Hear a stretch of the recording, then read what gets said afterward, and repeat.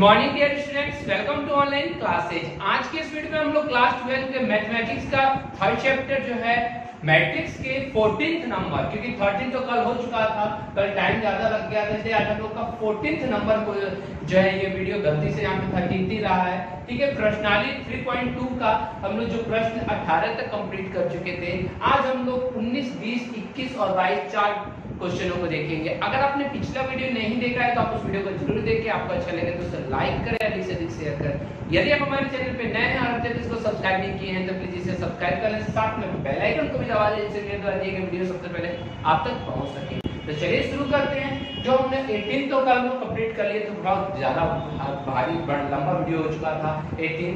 इसके बाद से हम लोग को 19 हम लोग को देखना था, तो आप लोगों को शायद दिखाई नहीं दे रहा होगा, बट ये आप अपनी किताब में एक बार पढ़ लेंगे, मैं यहाँ पर इसको करके लिख लिया हूँ। ठीक है, तो आप किताब में ध्यान रखेंगे, कोई दिक्कत आपको नहीं होगा। मैं यहाँ पर पढ़ रहा हूँ। क्वेश्चन है, किसी व्यापार संघ के पास 30,000 रुपए का कोष है। मतलब हमारे किसी व्यापार संघ है, उसके पास टोटल 30,000 रुपए है। ठीक है, तो संघ के पास कुल रुपए कितना है? 30,000। ठीक है, जिसे दो भिन्न भिन्न प्रकार के बॉन्डों में निवेशित करना है। मतलब हमारे पास यहाँ पर दो बॉन्ड है, इसको इन पैसों को उन दोनों बॉन्ड में निवेशित करना है। तो मान लेते हैं, माना कि पहले बॉन्ड में निवेशित रुपए, पहले बॉन्ड में निवेशित रुपए हमने मान लिया x रुपए। ठीक है, पहले बॉन्ड में हमने x रुपए को निवेशित कर दिया। अब हम दूसरा बॉन्ड का भी कर लेते हैं। तो दूसरे बॉन्ड में निवेशित रुपए। अब एक बात बताइए, हमारे पास टोटल 30,000 रुपए है, उस संघ के पास 30,000 रुपए है। x रुपए तो उसने पहले बॉन्ड में दे दिए, तो उसके पास टोटल कितने बचे? 30,000 थे पहले और उसने x दे दिए उसको, तो उसका बच गया 30,000 माइनस x रुपए। इतने रुपए उसके क्या हो गए? दूसरे बॉन्ड में उसने निवेश कर दिए। अब फिर आगे बढ़ते हैं। प्रथम बॉन्ड पर 5% वार्षिक दर, प्रथम बॉन्ड पर 5% वार्षिक दर और द्वितीय बॉन्ड पे 7% वार्षिक दर के से हम लोग को ब्याज लग रहा है। तो आव्यूह गुणन का प्रयोग करना है। करते हुए निर्धारित कीजिए कि 30,000 रुपए में के कोष में दो प्रकार के निवेशित बॉन्ड में निवेशित करने में किस प्रकार बांटे कि जिससे संघ को कुल वार्षिक ब्याज 1,800 और 2,000 रुपया। तो बांटने का हम लोग को करना है। तो सबसे पहले आव्यूह कर रखा है, तो हम लोग ये जो पार्ट है इसको आव्यूह के रूप में लिख देते हैं। तो लिखेंगे दोनों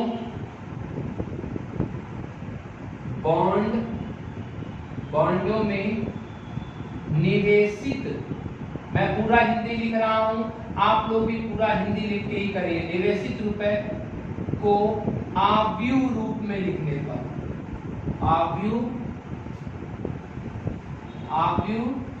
रूप में लिखने पर, क्योंकि इसको जब तक हम लोग हिंदी में नहीं लिखेंगे तब तक अच्छा नहीं लगेगा। पूरा कंप्लीट लिखते हैं, तो आव्यूह रूप में लिख दिया जाए। तो आपको देखिए कि एक में x दे रहा है, दूसरे में कितना दे रहा है? 30,000 माइनस x, ये आव्यूह रूप में लिखा गया। फर्स्ट नंबर तो लिखा गया। ठीक है, फर्स्ट नंबर कितनी पंक्ति हो रही है? एक पंक्ति 2 स्टॉप हो रहा है, 1/2 का। ठीक है, नेक्स्ट हमारा क्या है? अब दूसरा नंबर कह रहा है कि भाई इसमें ब्याज लग रहा है, तो लिखेंगे पहले मतलब प्रथम बॉन्ड पर ब्याज,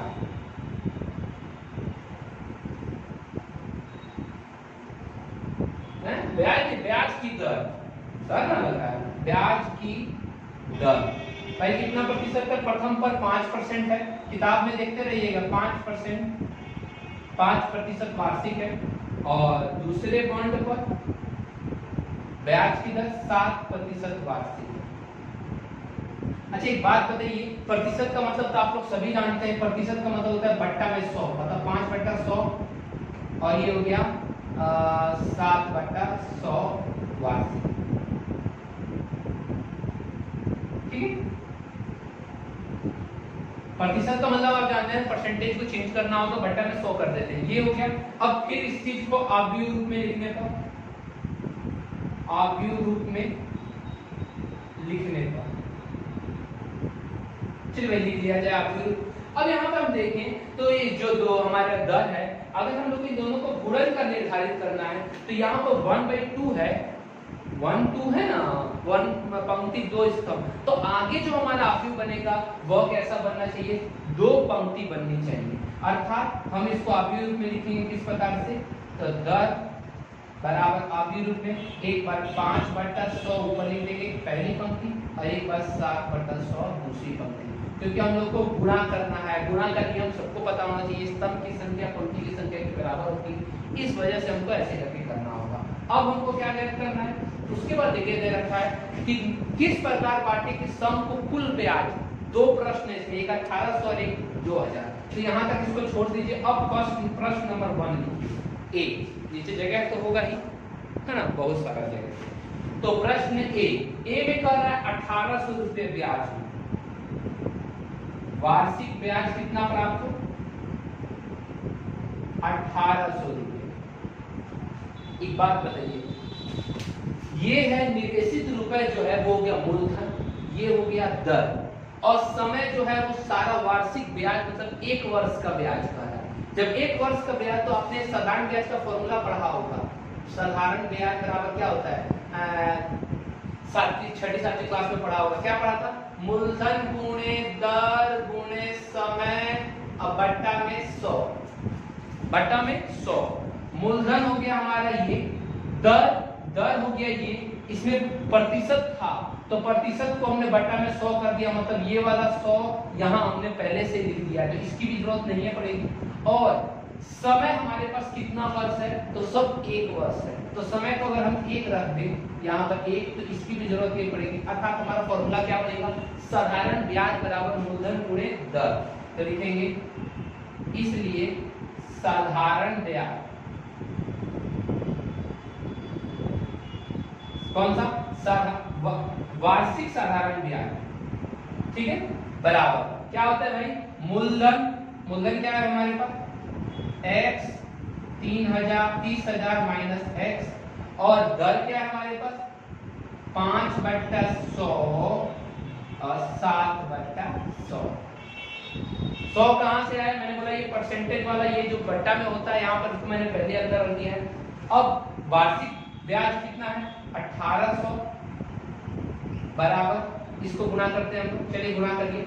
आपने देखा ये 1/2 का है, ये 2/1 का है, तो आंसर जो आएगा वो 1/1 का आएगा कि नहीं। चलिए गुणा करते हैं, पहले की पंक्ति दूसरे के स्तंभ, x इसमें 5x, अरे इसको हम काट सकते थे यार, क्या कर सकते हैं इसको, 1/20 कर सकते हैं, और इसको 7, चलिए मत काटिए, ये कटेगा इनका क्या फायदा क्या करते। चलिए x में 5 से 5x/100 हो गया, 5x/100, और इसमें इससे करेंगे तो 7 3 का 21 प्लस में 21, कितना जीरो, 4 जीरो ना, हाँ 21/100 नहीं माइनस 7 एकम 7x और बट्टा का 100। जैसे एक बार देखिए क्या हमने किया, x वाले को ऊपर वाले से गुणा किया, इस वाले को नीचे वाले से गुणा किया, क्योंकि पहले की पंक्ति दूसरे के स्तंभ, एक x को इससे इसको इससे गुणा कर दिया। अब इसको जोड़ देते हैं, 1800 बराबर नीचे जगह है ना, 100 लघुत्तम निकाला कितना आ गया 100 में इससे करेंगे तो 100 5x, एक आएगा तो 5x 2,10,000 माइनस 7x हो जाएगा।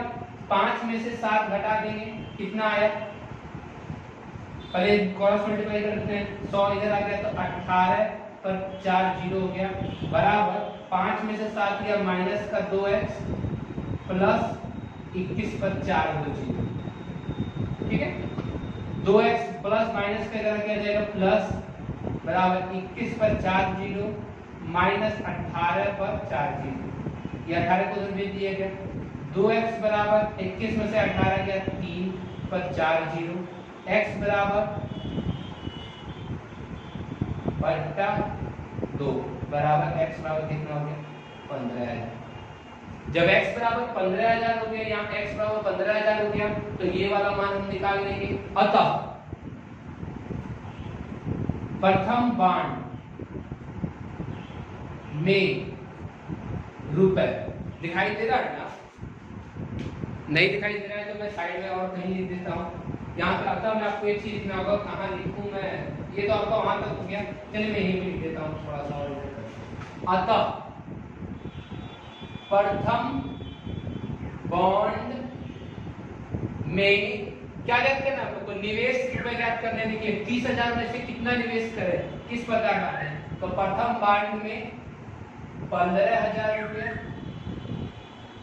ठीक है, तथा दूसरे बॉन्ड में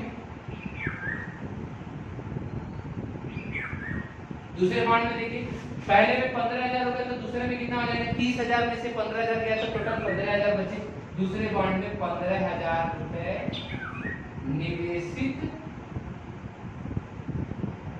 किए गए तो 1,800 रुपया वार्षिक ब्याज प्राप्त हुआ। ठीक है, मैंने इसको पूरा अच्छी तरह से बड़ा में करा दिया, थोड़ा सा दिखाई नहीं दे रहा होगा तो मैं नीचे कर दिया, हिंदी में देख लीजिए। ठीक है, क्या इसमें है? अतः प्रथम बॉन्ड में 15,000 रुपए, एक्स का मान 15,000 आया, तो तथा दूसरे बॉन्ड में 15,000 हो जाएंगे। कैसे? 30 में से 15,000 तो 15,000 निवेशित किए गए तो 1,800 रुपया वार्षिक ब्याज। जो फर्स्ट नंबर क्वेश्चन था 1,800 का हमने निकाल लिया। ए फर्स्ट में 15,000, सेकंड में भी 15,000। अभी हमने केवल ए ज्ञात किया। क्या ज्ञात किया है? ए। अब हम लोग क्या ज्ञात करेंगे? बी ज्ञात करेंगे। तो पहले आप इसका स्क्रीनशॉट ले लीजिए, साफ सुथरा स्क्रीनशॉट लीजिएगा, ठीक है, कोई दिक्कत आपको ना हो। हाँ चलिए स्टूडेंट्स, अब हम लोग इसका सेकंड नंबर जो है उसको देख लेते हैं। सेकंड नंबर जो है वो 2,000 रुपया का है यहाँ पर। तो सेकंड नंबर जब हमको करना हो तो यहाँ पे लिखेंगे बी, मतलब अब और उसके आगे नीचे लिखिएगा बी, और यहाँ पे क्या चेंज करके हम लोग क्या लिखेंगे? 2,000। 2,000 जब यहाँ लिखेंगे तो वार्षिक ब्याज यहाँ पे कितना आ जाएगा? 2,000। 2,000 यहाँ पर, तो यहाँ पे भी कितना हो जाएगा? 2,000। जब 2,000 हुआ तो 100 में मल्टीप्लाई करेंगे तो कितना हो जाएगा? 20 पर 4 जीरो मतलब 2 लाख। 2 लाख उधर जाएगा तो घट करके कितना हो जाएगा?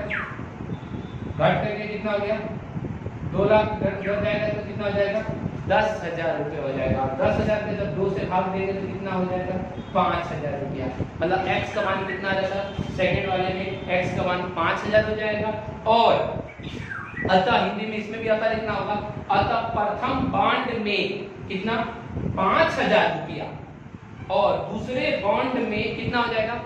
30,000 था, 30 में से पहले में 5,000 तो दूसरे में कितना? 25,000 रुपया निवेशित किए गए तो कितना रुपया ब्याज आया?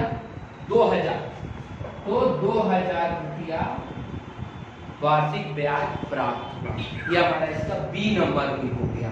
ठीक है, तो आप सभी अच्छी तरीके से इसको स्क्रीनशॉट ले लीजिए। सेकंड वाले का भी स्क्रीनशॉट लीजिए, बी है इसका भी स्क्रीनशॉट ले लीजिए, और आप अपने मन से कीजिएगा। पहले आप स्क्रीनशॉट ले लीजिए इसको, ठीक है। हिंदी से डरिएगा मत, मैं तो बहुत बड़ा हिंदी लिखा हूं, परंतु आप इससे कम भी लिखिएगा तो चल जाएगा, परंतु जितना हिंदी लिखिएगा आपको खुद समझ में आएगा। ठीक है, तो अच्छी तरीके से इसको कर लीजिए। सेकंड नंबर ये आपका जो है ये बी इसका कंप्लीट हुआ। अब हम लोग नेक्स्ट देखेंगे, तब तक इसको अच्छी तरह से कर लीजिए। चलिए स्टूडेंट्स, अब हम लोग 20 नंबर जो क्वेश्चन है, 20वां क्वेश्चन है, उसको हम लोग देखते हैं। 20वां नंबर जो क्वेश्चन है वो थोड़ा सा आप लोगों के लिए यही है, छोटा ही है, इसलिए आपको समझ में कम आएगा। अब अपनी किताब में देखेंगे, यहाँ पर आप लोगों को देखने की जरूरत नहीं है, किताब में अच्छी तरह दिखाई दे रहा होगा। क्वेश्चन है, मैं यहाँ पे पढ़ रहा हूँ। किसी स्कूल की पुस्तकों की दुकान में 10 दर्जन रसायन विज्ञान, 10 दर्जन रसायन विज्ञान, 8 दर्जन भौतिक विज्ञान तथा 10 दर्जन अर्थशास्त्र की पुस्तकें। पुस्तक 3 प्रकार की है।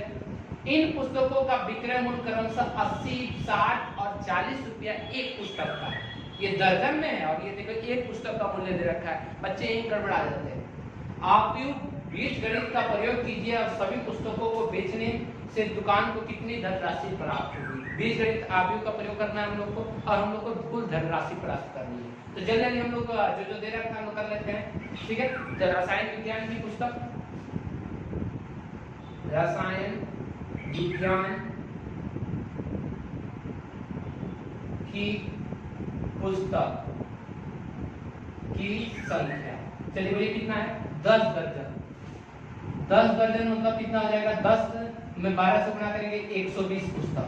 12 ठीक है, हम लोग भाई यहाँ पर देखिए प्रति पुस्तक का रुपए दे रखा है, प्रति पुस्तक का रुपए दे रखा है और यहाँ पर एक दर्जन में कर रखा है, तो हम लोग उसको पुस्तक में कर लेते हैं।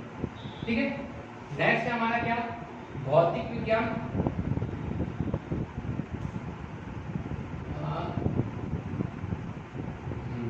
भौतिक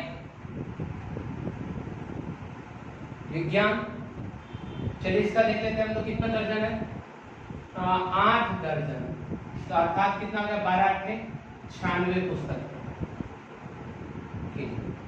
ठीक है, इसके बाद हमारा क्या है, अर्थशास्त्र का कितना है, अर्थशास्त्र 10 दर्जन मतलब 120 पुस्तक है। ठीक है, आव्यूह का प्रयोग करना है तो आव्यूह रूप में लिखने पर डायरेक्ट हम लोग कर देते हैं, आव्यूह रूप में लिखने पर, आव्यूह रूप से लिखा जाए तो आव्यूह रूप में क्या होगा, 120 96 और 120। ठीक है, ये 1 गुणे 3 का बन गया। अब हमें कितना का बनाना होगा, तो 3 गुणे का बनाना होगा। अब आगे देखते हैं हम लोग हमारे पास विक्रय मूल्य कितने हैं, चलिए देखते हैं। पुस्तकों के विक्रय मूल्य,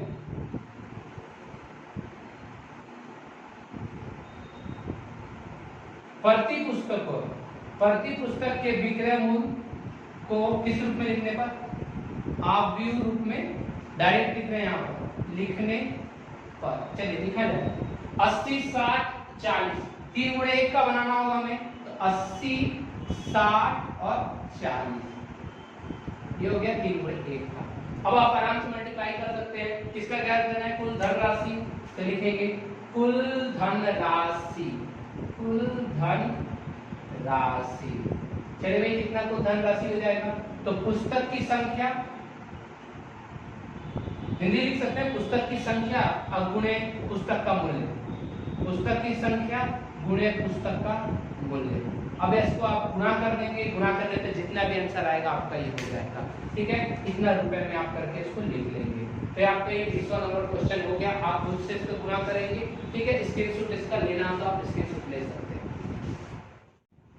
चलिए स्टूडेंट्स, अब हमारा नेक्स्ट क्वेश्चन है 21 और 22। कहने के लिए ऑब्जेक्टिव है बट इसको इतना हल्के में मत लीजिएगा, ये अपने में एक बहुत अच्छा कंसेप्ट लेकर के क्वेश्चन है, तो हम लोग अच्छी तरीके से इसको देखते हैं। क्वेश्चन है, मान लीजिए कि x y z w p क्रमशः 2 गुणे n 3 गुणे k 2 गुणे p n गुणे 3 तथा p गुणे k कोटि का आव्यूह है, तो नीचे दिए गए प्रश्न 21 और 22 को सॉल्व करना है। तो जल्दी जल्दी हम लोग कोटि कहीं लिख लेते हैं।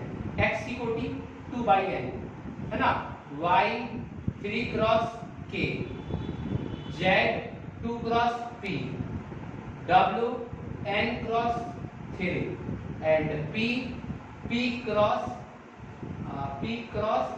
k। ठीक है, ये 5 हम लोग के पास है। मैंने इसको रफ में कहीं लिख लिया है, अभी आपको कोई जरूरत नहीं है, जरूरत यहाँ 21 नंबर यहाँ से बनाएंगे तब पड़ेगा। ठीक है, 21 नंबर क्वेश्चन है, py प्लस wy के परिभाषित होने के लिए n के p पर क्या प्रतिबंध होगा। चलिए हम लोग py को देखते हैं। py पहले, p और y, p का क्या है कोटि, p गुणे के, और y की कोटि क्या है 3 गुणे के, तो लिखिए p और y की कोटि क्रमशः, देखिए कौन कौन है, इसकी है p गुणे के तथा और 3 गुणे के। ठीक है, p और y की कोटि हम लोगों ने यहां लिख ली है। अब p और y आपस में मल्टीप्लाई हो रहे हैं, इसलिए py की कोटि p क्रॉस y, p को y से गुणा किया जा रहा है, तो जब गुणा किया जाता है तो उसकी कोटि क्या होती है, मैंने आपको बोला था को गुणा की 2 शर्त होती है। पहली शर्त, ये दोनों आपस में बराबर होना चाहिए। अगर py क्या है, py परिभाषित है, तो यहां पर लिख लीजिए चूंकि py परिभाषित है इसलिए पी वाई जब परिभाषित है इसलिए ये दोनों आपस में क्या होगा, बराबर होगा, क्योंकि पहला मैंने बोला है पहले के स्तंभ की संख्या सेकंड के पंक्ति की संख्या के बराबर होती है, मतलब इसका के इसके बराबर होगा, इसलिए के बराबर क्या होगा 3। फर्स्ट नंबर तो क्लियर, के बराबर हमारा मान 3 आ गया है यहाँ पर। तो इतना से आपको ये क्लियर हो गया कि इन दोनों में से कोई एक होगा, क्योंकि ये दोनों अब खत्म, ठीक है, क्योंकि इसमें के बराबर 2 है, इसमें के स्ट्रेट है, ये तो होगा नहीं, के बराबर 3 है कंफर्म, इतना तो हो गया। अब हमारे पास सेकंड नंबर क्या है कि पी वाई परिभाषित है, तो के बराबर 3 हो गया, तब पी वाई की कोटि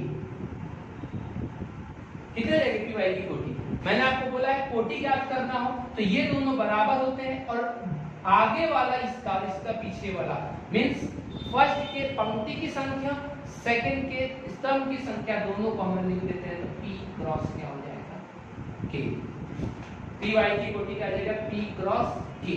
k का मान अभी आपने देखा था 3, तो p क्रॉस कितना हो गया 3। ये किसकी कोटि हो गई, किसी कोटि हो गई, पी वाई की कोटि हो गई। अब हम देखते हैं P Y plus W Y. अब हम डब्ल्यू वाई को देखते हैं। अब चलिए फिर से आप डब्ल्यू वाई के लिए लेते हैं, डब्ल्यू और वाई की कोटि क्रमशः, चलिए कोटि क्या है, पी डब्ल्यू की n क्रॉस 3 और दूसरी क्या है भाई, पी की नहीं वाई 3 क्रॉस k है। सेम इसी तरह चूंकि डब्ल्यू वाई क्या है, परिभाषित है, परिभाषित है, तो ये दोनों आपस में क्या हो जाएंगे, बराबर है, इसलिए डब्ल्यू वाई की कोटि n cross k, n cross k, n cross k, n cross k का मान कितना आया है अभी आपका 3। डब्ल्यू वाई की कोटि कितनी होगी 3। अब यहाँ पर हमारे पास डब्ल्यू वाई की कोटि भी निकल गई और पी वाई की कोटि भी निकल गई। अब हम लोग को दोनों को आपस में क्या करना है, जोड़ना है। पी वाई, अब P Y plus W Y तभी परिभाषित होंगे जब दोनों की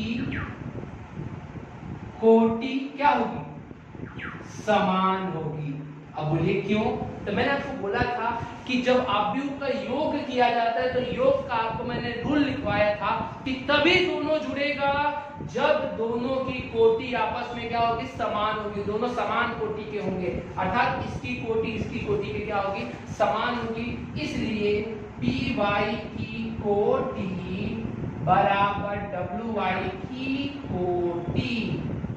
चलिए पी वाई की कोटि कितनी थी भाई, p क्रॉस 3 और इसकी कोटि n क्रॉस 3, तो आप देख लीजिए दोनों का तुलना करके ये 3 ये 3 ये n ये p, अर्थात p बराबर क्या हो गया n। हमारे पास दो मान आ गए, एक हो गया p बराबर n और एक हो गया k बराबर 3, अर्थात कौन सा आंसर हमारा सही होगा, तो अर्थात ए हमारा आंसर सही होगा, अर्थात उत्तर नंबर कौन सा सही हो गया, ए। उत्तर नंबर कौन सा सही हो गया, ए। करने के लिए ऑब्जेक्टिव है, बट देखिए कितना डिफिकल्ट करके किया गया है, तो आप अच्छी तरीके से कीजिए, कोई दिक्कत आपको नहीं होगी। अब पूरा अच्छे से हिंदी लिख करके सॉल्यूशन करेंगे, ये नहीं कि आपको खाली आंसर ए लिख दिया, ए मार दिया, टिक हो गया, काम खत्म, ऐसा नहीं, क्योंकि ऑब्जेक्टिव भी बहुत अपने में एक प्रभाव रखता है, ठीक है। तो आप इसको अच्छी तरीके से कर लें।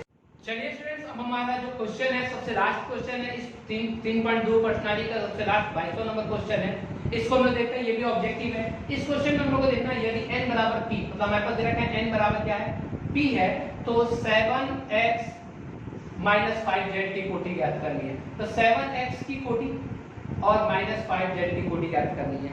मींस हम लोग के पास x और z की पहले कोटि दे रखी है, उससे हम लोग निकाल सकते हैं इसकी, तो लिखेंगे x की कोटि बराबर 2 गुणे n और z की कोटि बराबर 2 गुणे p। आपने अभी देखा n बराबर क्या है, p है, अर्थात n की जगह p लिख सकते हैं हम लोग यहाँ पर, चाहे p की जगह n लिख सकते हैं, 2 गुणे n लिख सकते हैं, दोनों की कोटि तो सेम हो गई, इसलिए 7x माइनस क्या है 5z की कोटि। मैंने आपको आव्यूह का अंतर में एक हिंदी लिखवाया था कि आव्यूह का अंतर तभी होगा जब दोनों की कोटि आपस में क्या होगी, समान होगी, और जो अंतर करेंगे घटाव करेंगे और तो वही आंसर आएगा जो दोनों की कोटि होगी। अर्थात 7x - इसकी कोटि क्या आ जाएगी, 2 cross n, same to same. ये हो सकता है या 2 क्रॉस p हो सकता है, यही दोनों इसका आंसर होगा। ठीक है, हम लोग इसमें मिला लेते हैं कौन सा आंसर होगा। a p क्रॉस 2 नहीं, ये नहीं है। 2 क्रॉस n, हाँ b है, b है, c नहीं है, d भी नहीं है। देख लीजिए दो को, ये आपका आंसर होगा। तो ये वाला आपके ऑप्शन में दे रखा है, तो ऑप्शन नंबर बी क्या हो जाएगा हमारा, सही हो जाएगा। ठीक है, तो ये 22वां नंबर क्वेश्चन था। आप इसका स्क्रीनशॉट लेना चाहते हैं तो ले सकते हैं। ठीक है, आज के लिए इतना ही, फिर हम लोग नेक्स्ट वीडियो में मिलते हैं। तो आप सभी को वीडियो समझ में आया होगा, सारे क्वेश्चन आपके बन गए होंगे। तो इस वीडियो को लाइक कर दीजिएगा, अधिक से अधिक शेयर कर दीजिएगा। फिर हम लोग नए वीडियो में नए पर्सनालिटी के साथ में मिलेंगे। तब तक के लिए धन्यवाद।